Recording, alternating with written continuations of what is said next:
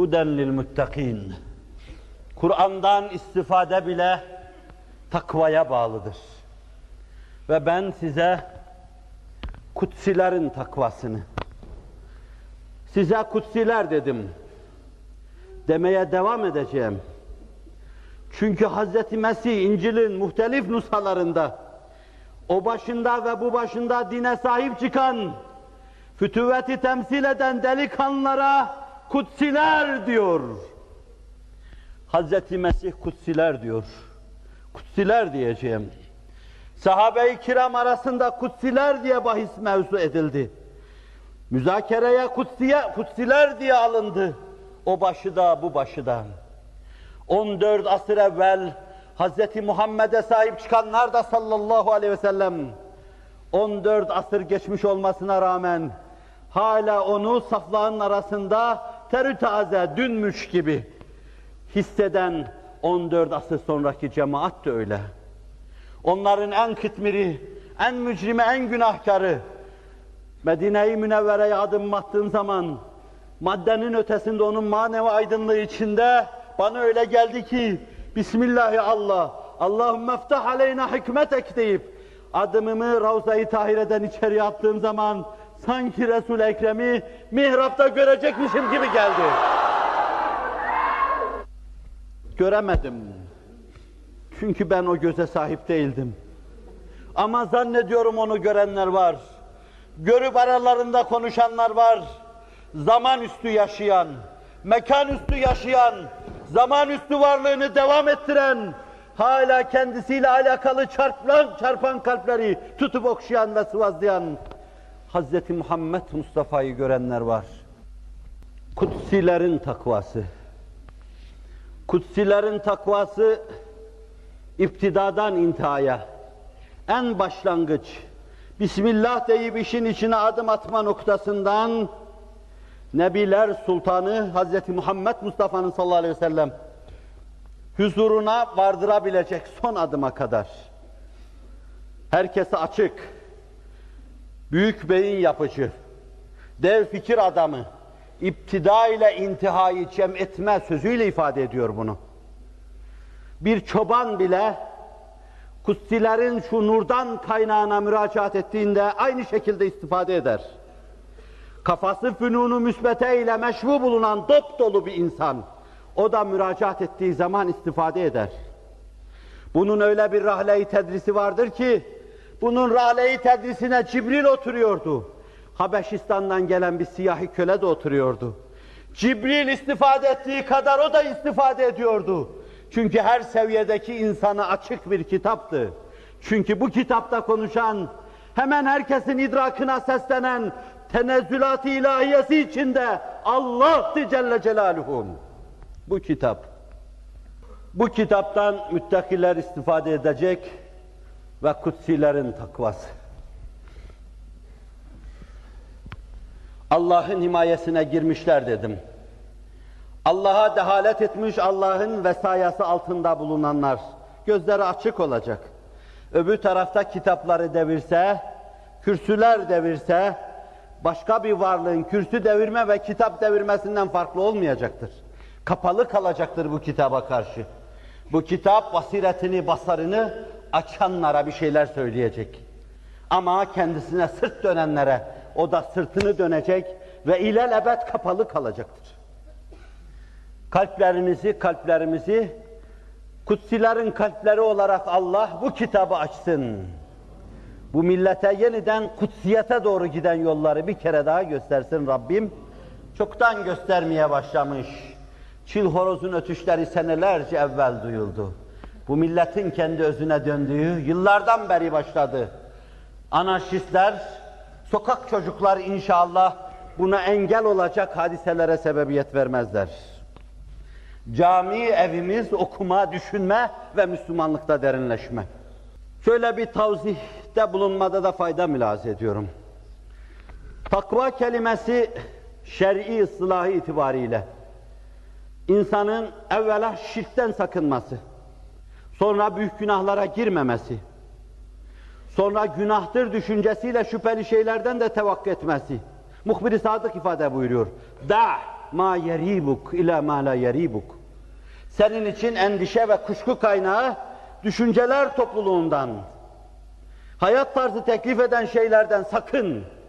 Düşüncesiz, şu içinde şüphe bulunmayan bir iklimde, temiz, dupduru bir iklimde yaşamaya çalış. Da' ma yeribuk ila ma la yeribuk. El halalu beyin vel haramu beyin ve beynehuma umurun müştebihat la ya'lemuha kethirun minen nas. Bu da Cevamül Kelim'dendir. Önce okuduğun da Cevamül Kelim'den. Yani Resulullah sallallahu aleyhi ve sellemin 3-5 kelimeyle dünyalar kadar mana ifade ettiği özlü sözlerindendir. Kerra'in yer'a havlel hima. Tıpkı sınırda koyununu güden çoban gibisiniz. Ela inne likulli melikin hima. Ela inne himallahi meharimuhu. Ela inne fil cesedi mudga. İza saluha saluhal cesedu kullu ve iza fesedet fesedel cesedu kullu. Ela vahyel kalb. Sadaka Resulullah sallallahu aleyhi ve sellem. Halal açıktır. Haram da açıktır. Hınzır eti kimse yemez. Muzır şarabı kimse içmez. Fakat bu arada şüpheli olan bir kısım şeyler vardır. Ve insan şüpheli olan şeyler karşısında tıpkı hudutta dolaşan bir insana benzer. İhtimal ki hududu aşsın, mayınlı tarlalar içine girsin ve kendi helaketine sebebiyet versin. Her melikin bir sınırı vardır. Allah'ın sınırı da haramlardır. Mümin haramlardan tevakkü edecek. Mümin harama yakın sınırdan da uzak duracak. Mümin helal dairesinde yaşayacak. Zira keyfi dahi bahis mevzu olsa, helal dairesi keyfe kafidir. Harama girmeye ihtiyaç bırakmaz. Ne istediniz de helal dairesinde bulamadınız. Siz bulmuşsunuz ki helal dairesiyle tatmin olmuşsunuz. Helal dairesi size yetiyor ve kalbiniz bunun karşısında oturaklaşmaya ermiştir. Yetiyor helal dairesi. Hayat arkadaşı istiyorsanız helal dairesinde mebzuldur. Yeme içme istiyorsanız helal dairesinde mebzuldur. Zevk-ı sefa istiyorsanız helal dairesinde mebzuldur. Bolcadır bunlar. Harama girmeye ihtiyaç bırakmaz. Ve takvanın bir mertebesi haramdır endişesiyle şüpheli şeylerden kaçınma. Hatta bir mertebesi var ki takva ile bütünleşme, belki pek çok mübahı bile takva adıyla terk etme. Selefi salihinin ayet ve hadisten bizim önümüze koyduğu ölçüler bunlardır. Ben de değişik bir zaviyeden meseleye yaklaşacağım. Aynı zamanda takva, şeriat-ı fıtriye dediğimiz, yanlış anlaşılmaması için canım kurban onun bütün emirlerine.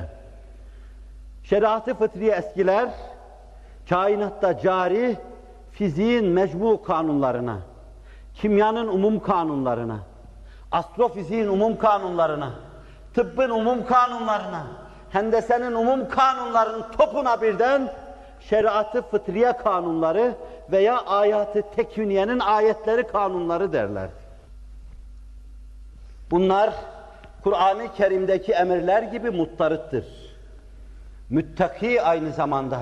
Kur'an'dan istifadeye namzet olan insan ayat-ı tekviniyenin kanunlarına da riayet etmekle mükelleftir. Mesela çocuğu Allah'ın yarattığı kanunlara göre olmayan, müsait olmayan yapı bir anne bir baba. Çocuk yapamazlar. Zorlasalar da yapamazlar. Mesela yer çekimi içine girmiş bir seviyede uçmak, yere çakılmak demektir. Yere çarpmak demektir. Bu şeriat-ı fıtriyenin kanunudur. Buna karşı gelinemez.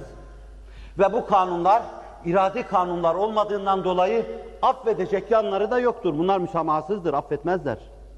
Mesela suya battığınız zaman, bir girdaba kendinizi saldığınız zaman ayat-ı tekviniyenin kanunları, boğulursunuz. Müsamahasızdır bu kanunlar. Harikuladeden bir el sizi tutar çıkarırsa oradan çıkarır, ender görüyoruz. Bir uçak çok yukarılardan aşağıya düştüğü zaman dağa düşerken herkes ölüyor ve parçalanıyor.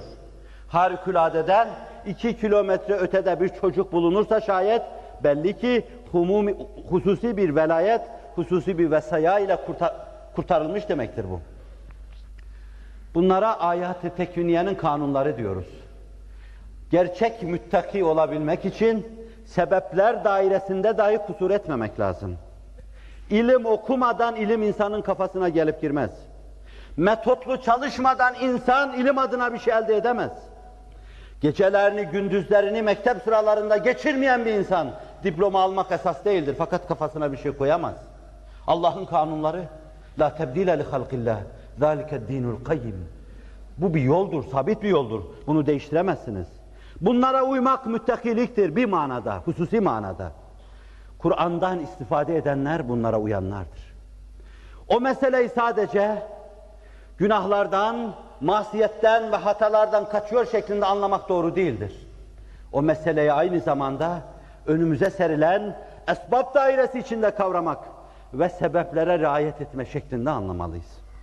Bakın, Sadık-ı Masduk Hazreti Muhammed Mustafa sallallahu aleyhi ve sellem "Vallahu ya'simuke minen nas.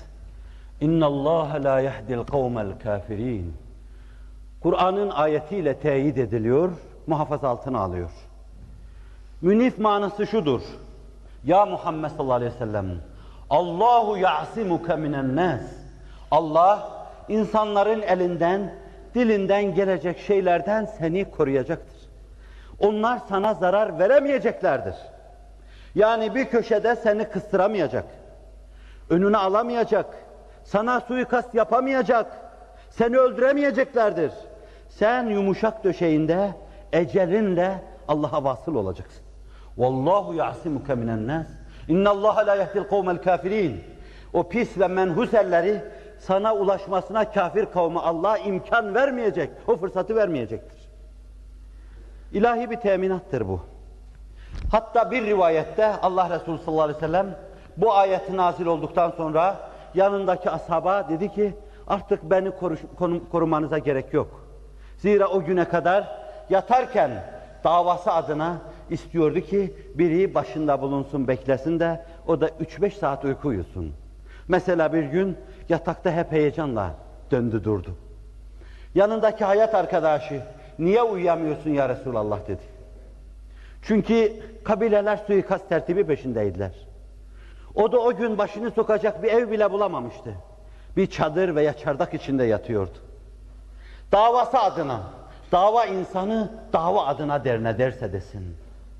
Nasıl ki çağa girerken büyük bir dava adamı, adımını atıp mağarasına girmek istediği an ayağı kayıyor. Uçurumdan aşağıya gidiyor. Yanındaki talebelerinin duyduğu şey, davam diye inliyor. Sanki bir el onu aşağıdaki bir deliğe itiveriyor. Vaka bu. Davam. Dava çok büyük. Dava benim cismaniyetimi, cesedimi aşan bir mevzu. Dava benim evimi, yurdumu, yuvamı, toprağımı aşan bir mevzu. Dava büyük mesele. Davanın büyüklüğü, davanın yüreğe oturması ölçüsünde Allah şahıslara öyle derece verir. Herkesin derecesi himmeti ölçüsündedir. Kimin himmeti yüce ise o başlı başına bir millettir. Onun için Kur'an Hazreti İbrahim'e tek başına sen bir milletsin demiştir. Himmetiniz, milletiniz olsun.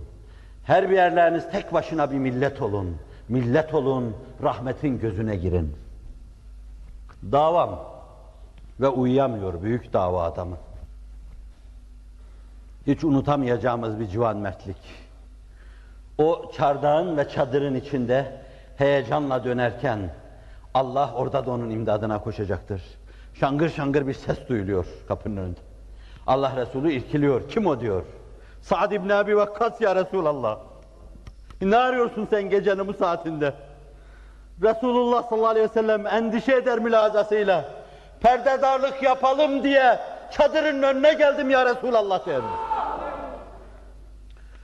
Sen onun inşallah ebedlere kadar perdedarı olursun. Ebedlere kadar çadırının, çardağının önünde nöbetdar gibi durur onun perdedarı olursun. Oldun da 9 asır. Vallahu yasimuke minen nas. Allah seni insanlardan koruyacaktır. Bu Nebi Uhud'a gidiyor. Uhud'a biz de giderken sol tarafta, Medine'den Uhud'a sol tarafta maddi itibariyle küçük bir kubbecik gösterdiler. Biliyor musunuz burası nedir dediler. Bilemedim. Yanımdaki mihmandar veya bilen dedi ki Uhud Savaşı'na çıkarken buraya geldiğinde gökten Cibril-i Emin geldi. Dedi Allah'ın selamı var. Zırhının üstüne bir zırh daha giyin. Kime diyor Allah? Allah insanların elinden gelen şeylerden seni koruyacak.